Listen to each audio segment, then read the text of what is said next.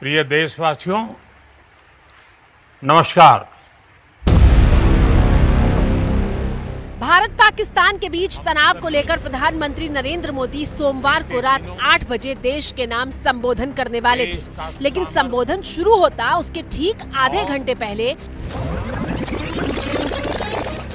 America के राष्ट्रपति Donald Trump का ये बयान आ गया।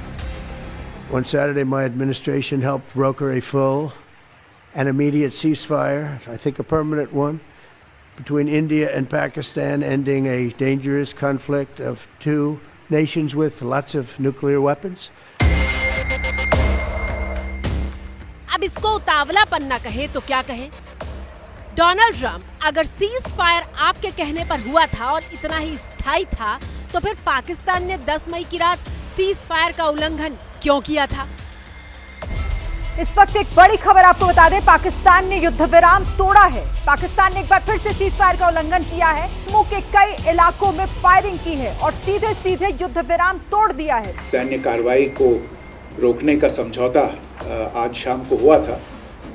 पिछले कुछ घंटों से इस समझौते का पाकिस्तान की ओर से घोर उल्लंघन हो रहा है। सीज फायर का उल्लंघन क्यों हुआ, इस सवाल का जवाब अमेरिका के राष्ट्रपति के पास नहीं होगा, लेकिन वो ये बताने से नहीं चूके कि उन्होंने कौन सी धमकी देकर सीज फायर करवाया है। We helped a lot, and we helped also with trade. I said, come on, we're going to do a lot of trade with you guys. Let's stop it. Let's stop it. If you stop it, we're doing trade. If you don't stop it, we're not going to do any trade. People have never really used trade the way I used it. That I can tell you.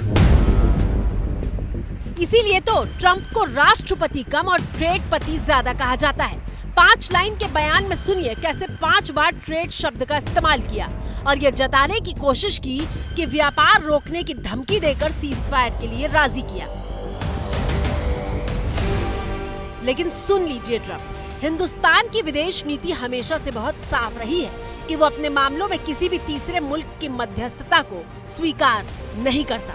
हमारा लंबे अरसे से यही राष्ट्रीय पक्ष रहा है कि भारतीय केंद्र शासित प्रदेश जम्मू और कश्मीर से संबंधित किसी भी मुद्दे को भारत और पाकिस्तान को द्विपक्षीय तरीके से ही हल करना है। इस नीति में कोई बदलाव नहीं हुआ है। जैसा कि आप जानते हैं, लंबित मामला केवल पाकिस्तान द्वारा अवैध रूप से कब्जा किए गए भारतीय क्षेत्र को खाली करने का है।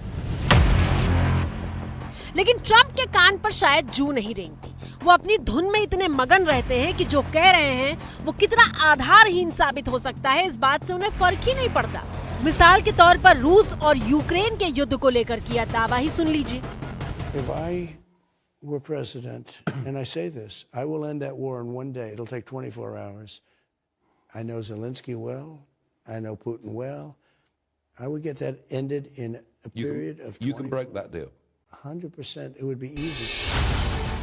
बात तो कर रहे थे कि 24 घंटे में रुकवा देंगे, लेकिन हुआ क्या? पूरी दुनिया ने देखा कि यूक्रेन के राष्ट्रपति जेलेंस्की ने कैसे ट्रंप की शर्तों को मानने से साफ इनकार कर दिया था और ट्रंप का ठेकेदार बनने वाला चरित्र विश्व के सामने एक्सपोज हो गया था।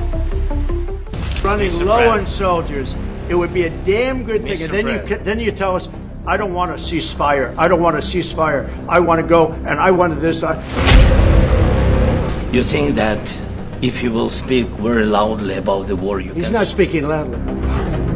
Not in a good position. You don't have the cards right now. With us, you start having not playing cards. cards. Right now, you don't. Very You're playing serious, cards. Mr. President. You're I'm playing very cards. बड़बोले। ये उपमा Donald Trump पर बिल्कुल सटीक बैठती है, क्योंकि उन्होंने ही Gaza पर पूरी तरह से कब्जे के बाद शांति बहाल करने का दावा किया था। लेकिन जो तस्वीरें आ रही हैं उसे देखकर कोई पूछे ट्रंप से, क्या हुआ तेरा वादा? The U.S. will take over the Gaza Strip, and we will do a job with it too.